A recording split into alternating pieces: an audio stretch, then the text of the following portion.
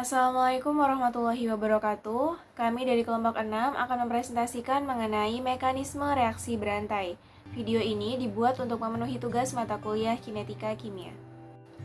Sebelumnya, perkenalkan anggota kelompok 6. Yang pertama ada Mulyawan Saputra dengan NPM 38, yang kedua ada Nengah Anggi Puspadewi dengan NPM 58, yang ketiga ada saya sendiri Regita Gustiana Cahyani dengan NPM 44, yang keempat ada Aprizayanti dengan NPM 64, dan yang terakhir ada Agus Miftahudin dengan NPM 46. Pada presentasi ini, kami memiliki topik bahasan. Yang pertama adalah struktur reaksi berantai, yang kedua ledakan, dan yang ketiga adalah reaksi fotokimia. Selanjutnya yang nomor 1 yaitu struktur reaksi berantai. Zat antara yang berperan pada perambatan rantai disebut pembawa rantai. Dalam reaksi berantai radikal, pembawa rantai adalah radikal. Yang pertama yaitu reaksi berantai. Reaksi berantai merupakan banyak reaksi fase gas dan reaksi polimerisasi fase cair.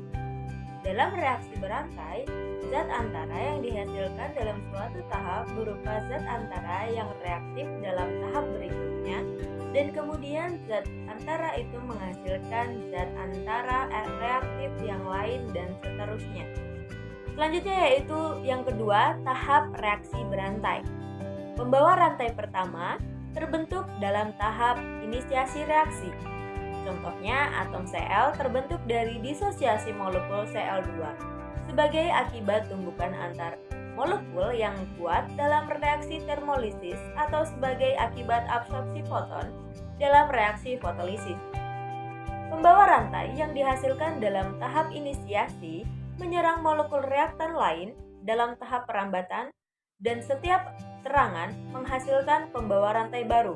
Contohnya dalam penyerangan radikal metil pada etana, yaitu O plus H2O menjadi HO plus HO. Saat penyerangan satu atom O pada molekul H2O membentuk dua radikal OH, atom yang mempunyai konfigurasi He, 2s2, 2px2, 2py1, 2pz1 dengan dua elektron yang tak berpasangan. Pembawa rantai dapat menyerang molekul produk yang terbentuk dalam reaksi sebelumnya, karena penyerangan ini mengurangi laju neto pembentukan produk, maka disebut tahap perlambatan. Contohnya dalam reaksi fotokimia, yaitu H plus HBr menjadi H2 plus Br. Perlambatan tidak mengakhiri rantai karena satu radikal menghasilkan radikal lain, tetapi mengurangi konsentrasi produk.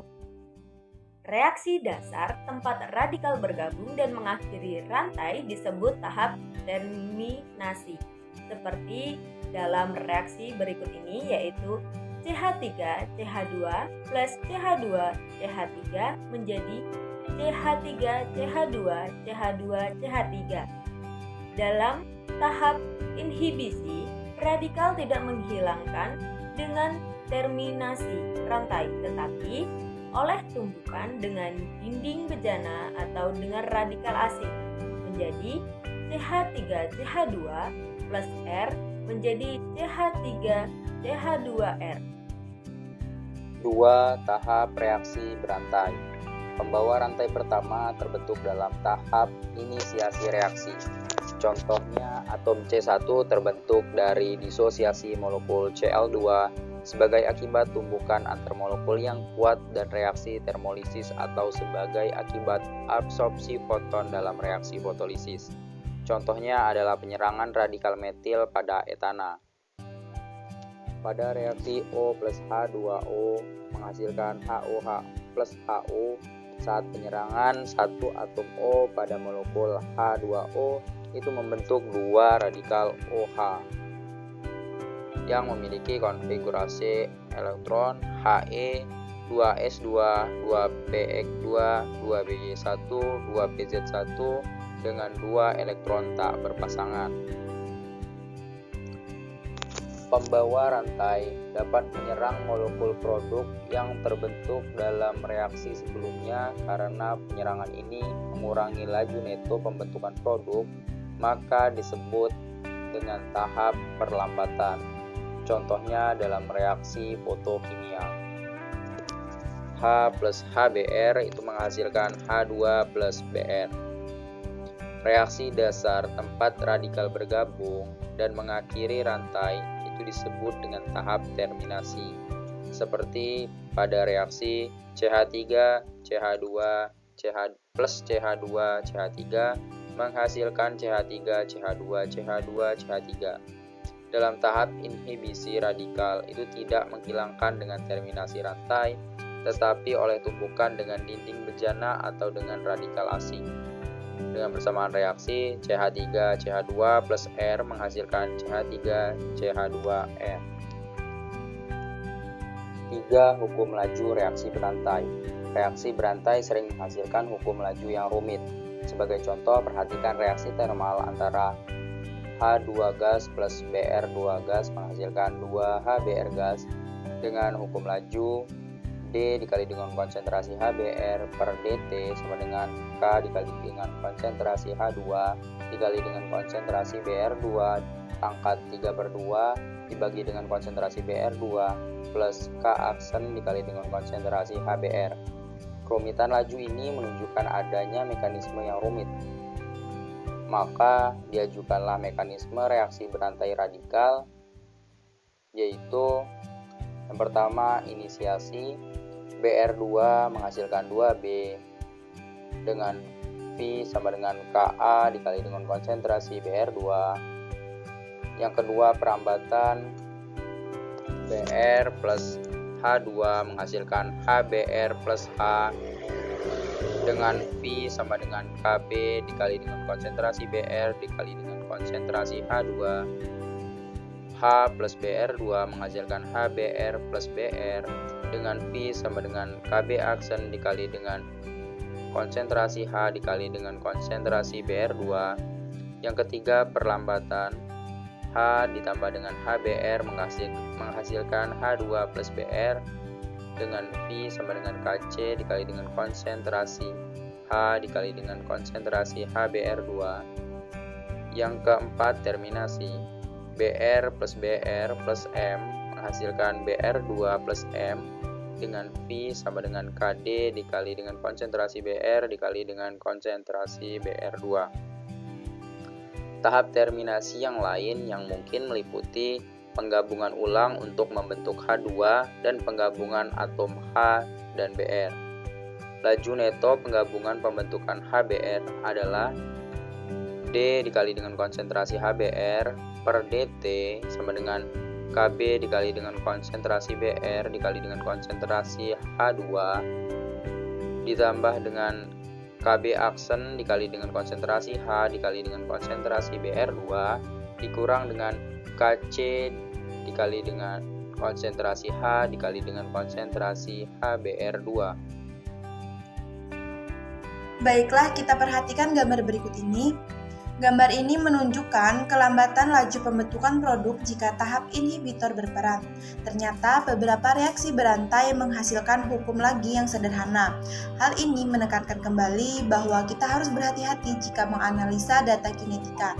Contohnya, dehidrogenasi etana menjadi etena mengikuti kinetika orde pertama, yaitu CH3 dalam fase gas menjadi CH2 yang berikatan rangkap dengan CH2 dalam fase gas ditambah dengan H2 dalam fase gas. Dan penafsiran jelas bahwa reaksi itu berlangsung dengan mekanisme Liedemann-Hinshelwood, akan tetapi eksperimen lanjutan menunjukkan bahwa radikal metil dan etil terjadi selama reaksi, sehingga hal ini berkaitan dengan mekanisme berantai radikal. Kemudian diajukan mekanisme Rea-Hertzfeld sebagai berikut. Yang pertama yaitu inisiasi. CH3 menjadi H3C ditambah CH3 dengan persamaan V sama dengan Ka dikali konsentrasi CH3. Yang selanjutnya perambatan. CH3 ditambah CH3 menjadi CH3CH2 ditambah CH4 dengan persamaan V sama dengan Kb dikali konsentrasi CH3 dikali dengan konsentrasi CH3. CH3CH2 menjadi CH2 berikatan rangkap 2 dengan CH2 ditambah H2 dengan persamaan V sama dengan aksen Kb dikali konsentrasi CH3CH2. CH3CH3 ditambah H menjadi CH3CH2 plus H2 dengan persamaan V sama dengan 2 aksen Kb dikali konsentrasi H dikali konsentrasi CH3CH3. Yang terakhir yaitu terminasi. CH3CH2 ditambah H menjadi CH3CH3 dengan persamaan V sama dengan Kc dikali konsentrasi H dikali dengan konsentrasi CH3CH2. Jika pendekatan keadaan lunak digunakan dan kondisi tertentu tentang ukuran konstanta laju dipenuhi, maka hukum laju menjadi V sama dengan K dikali konsentrasi CH3CH3 dengan K sama dengan Ka dikali konsentrasi aksen Kb dikali dengan Kb aksen 2 dibagi dengan Kc. Yang selanjutnya yaitu ledakan. Ledakan termal terjadi karena pertambahan laju reaksi dengan cepat dengan bertambahnya temperatur. Ledakan percabangan rantai dapat terjadi jika dalam reaksi terdapat tahap percabangan rantai. Pada keadaan demikian, jumlah pusat rantai tumbuh secara eksponensial dan laju reaksi dapat terus bertambah menjadi ledakan.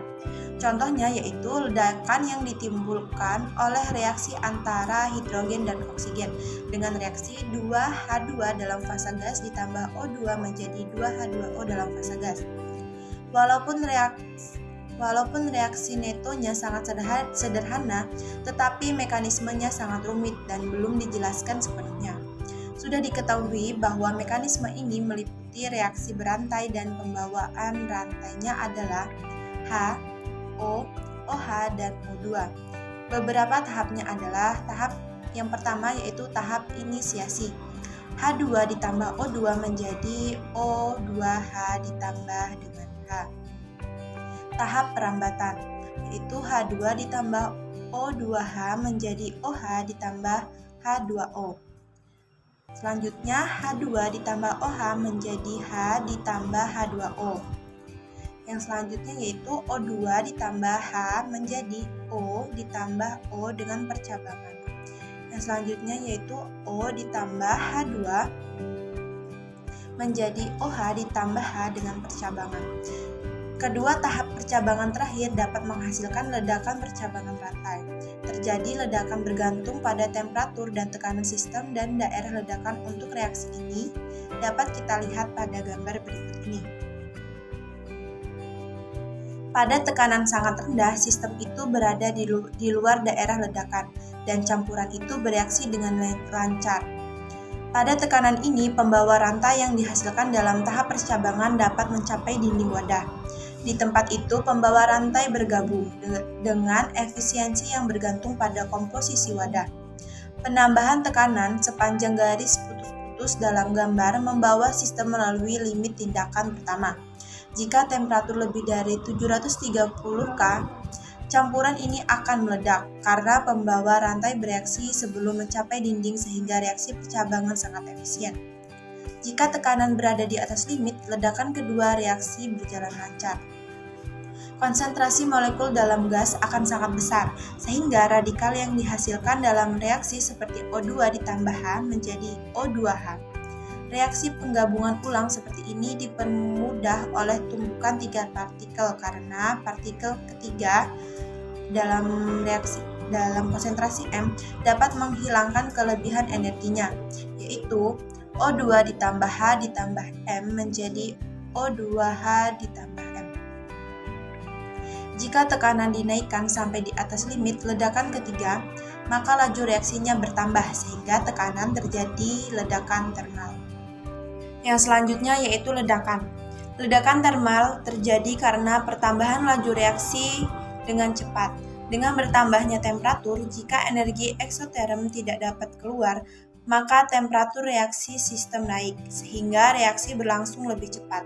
Ledakan percabangan rantai terjadi jika dalam reaksi terdapat percabangan rantai. Contoh kedua jenis ledakan diberikan oleh reaksi antara hidrogen dan oksigen dengan reaksi 2H2 dalam fasa gas ditambah O2 dalam fasa gas menjadi 2H2O dalam fasa gas. Sudah diketahui bahwa mekanisme ini meliputi reaksi berantai dan pembawa rantainya adalah H, O, OH, dan O3H. Beberapa tahapnya adalah yang pertama yaitu tahap inisiasi. H2 ditambah O2 menjadi O2H ditambah H. Tahap perambatan yaitu H2 ditambah O2H menjadi OH ditambah H2O. H2 ditambah OH menjadi H ditambah H2O. O2 ditambah H menjadi O ditambah OH dengan percabangan. O ditambah H2 menjadi OH ditambah H dengan percabangan. Kedua tahap percabangan terakhir dapat menghasilkan ledakan percabangan rantai. Terjadi ledakan tergantung pada temperatur dan tekanan sistem dan daerah ledakan untuk reaksi tersebut. Pada tekanan sangat rendah, sistem itu berada di luar daerah ledakan dan campuran itu bereaksi dengan lancar. Pada tekanan ini, pembawa rantai yang dihasilkan pada tahap percabangan dapat mencapai dinding wadah. Di tempat itu, pembawa rantai ini bergabung dengan efisiensi yang bergantung pada komposisi wadah. Penambahan tekanan membawa sistem melalui limit ledakan pertama. Jika temperatur lebih dari 730 K, campuran ini akan meledak karena pembawa rantai bereaksi sebelum mencapai dinding, sehingga reaksi percabangan sangat efisien. Jika tekanan berada di atas limit ledakan kedua, reaksi berlangsung lancar. Pada tekanan rendah, tumbukan 3 partikel tidak berperan, sehingga penggabungan ulang jauh lebih lambat. Pada tekanan lebih tinggi, ketika tumbukan 3 badan berperan, perambatan sangat cepat dari rantai, yang disebabkan oleh radikal yang dihasilkan dalam tahap percabangan diredam sebagian. Reaksi fotokimia. Banyak reaksi dapat diinisiasikan dengan absorpsi sinar. Yang paling penting adalah proses fotokimia yang menangkap energi pancaran matahari. Beberapa reaksi ini menyebabkan pemanasan atmosfer pada siang hari karena absorpsi dalam daerah ultraungu seperti digambarkan dalam gambar 27.3. Pada gambar 27.3, profil temperatur pada atmosfer dan beberapa reaksi yang terjadi. Puncak temperatur sekitar 50 km disebabkan absorpsi radiasi matahari oleh reaksi ionisasi O2 dan N2. Tanpa proses fotokimia, dunia ini hanya akan merupakan batuan steril yang hangat. Kemudian selanjutnya yaitu medan kuantum. Molekul mendapatkan energi yang cukup untuk bereaksi dengan mengabsorpsi foton. Hukum Stark-Einstein menyatakan bahwa satu foton diabsorpsi oleh setiap molekul yang berperan dalam proses fotokimia primer. Akan tetapi, hukum ini tidak berlaku pada semua kondisi. Pada kondisi normal, hukum Stark-Einstein berlaku, tetapi hukum ini membuka kemungkinan bahwa walaupun molekul reaktan mengabsorpsi foton, tetapi tidak menghasilkan produk.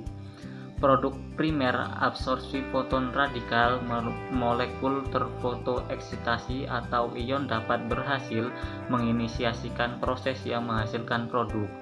Sebagai akibat satu inisiasi yang berhasil, banyak molekul reaktan yang dapat dikonsumsi.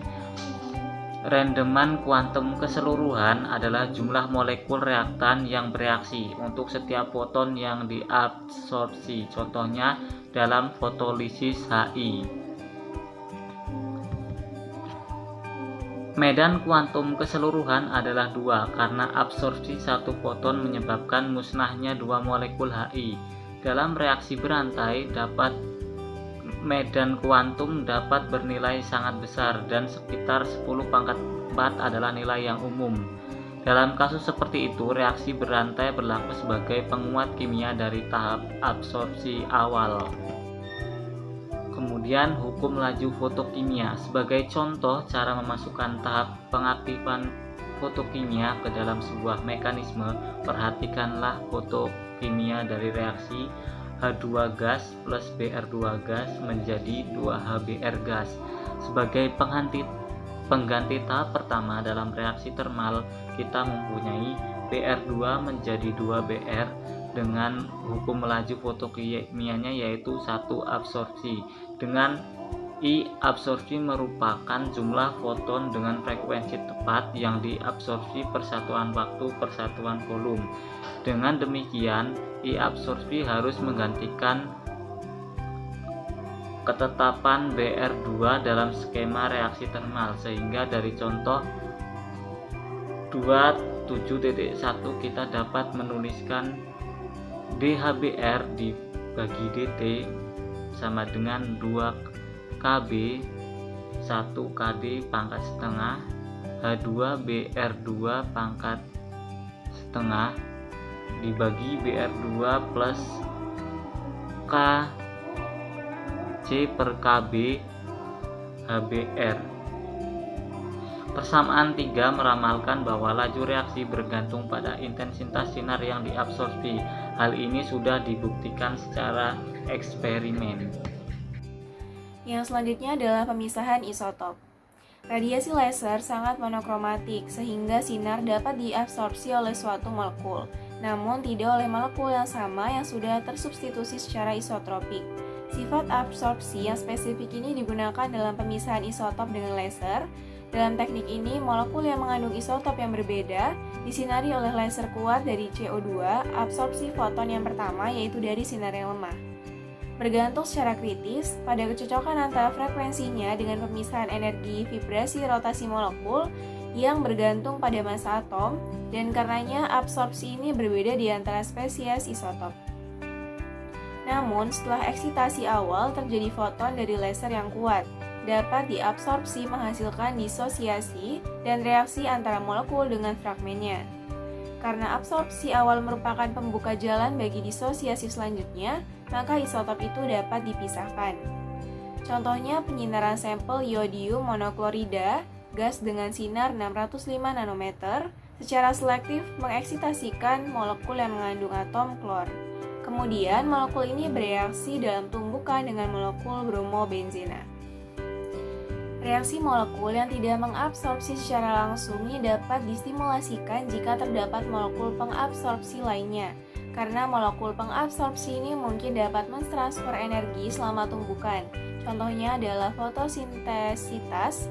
Ini adalah reaksi yang sering terjadi atau sering digunakan untuk menghasilkan hidrogen atom, yaitu penyinaran gas hidrogen yang mengandung sedikit raksa dengan sinar 254 nanometer dari awal muatan. Raksa atom Hg dieksitasikan oleh absorpsi sinar yang beresonansi dan kemudian bertumbukan dengan molekul H2O. Kemudian terjadilah dua reaksi sebagai berikut. Nah, reaksi terakhir ini dimonitor dengan mendeteksi HGH secara spektrofotometri. Reaksi ini merupakan 67% dari proses tersebut. Nah, apabila bukan hidrogen, namun deuterium yang digunakan, maka hasilnya adalah 76%. Ini merupakan tahap inisiasi untuk reaksi fotosintasi raksa yang lain, seperti sintesis formaldehida dari karbon monoksida dan hidrogen. Fotosentisasi juga memegang peranan penting dalam kinetika larutan. Molekul yang mengandung kromofor karbonil sering digunakan untuk menangkap sinar datang dan kemudian mentransfernya pada suatu spesies yang potensialnya reaktif. Sekian dari presentasi kelompok kami, kurang dan lebihnya kami mohon maaf. Terima kasih. Wassalamualaikum warahmatullahi wabarakatuh.